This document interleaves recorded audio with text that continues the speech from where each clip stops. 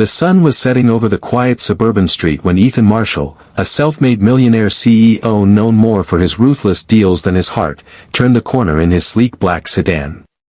He had left the office early that day, his mind clouded with thoughts of profit margins and shareholder meetings. But then he froze. Just ahead, a small beat-up car sat awkwardly parked near the curb. Through the windshield, he saw something that made his pulse race. A little girl, no older than 10, sitting in the driver's seat, her tiny hands gripping the steering wheel. Beside her, strapped into a car seat, was a crying baby. Ethan pulled over immediately, rushing to the window. "Sweetheart, what are you doing? Where are your parents?" he asked, trying to keep his voice steady. The girl's eyes filled with tears, but she lifted her chin bravely.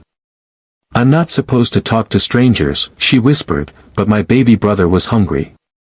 Mama collapsed at home and there was no one else.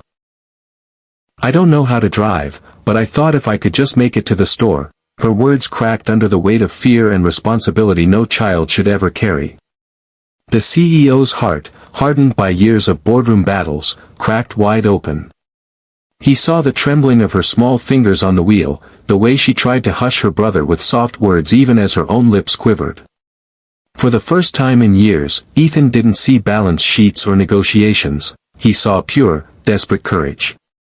"Listen," he said gently, kneeling so his eyes met hers through the window. "You don't have to do this alone. I'll help you." After a pause, she unlocked the door, and Ethan carefully lifted the baby into his arms. The boy quieted instantly, resting against his tailored suit, while the girl whispered, "Please, don't call the police. They might take us away from Mama. She works so hard. We just don't have anyone else." Those words struck Ethan like lightning. He had built empires, but here was a family fighting just to survive the day. He drove them back to their small, run-down apartment, where they found their mother fainted on the floor from exhaustion and malnutrition. Ethan immediately called for medical help and stayed until the paramedics arrived.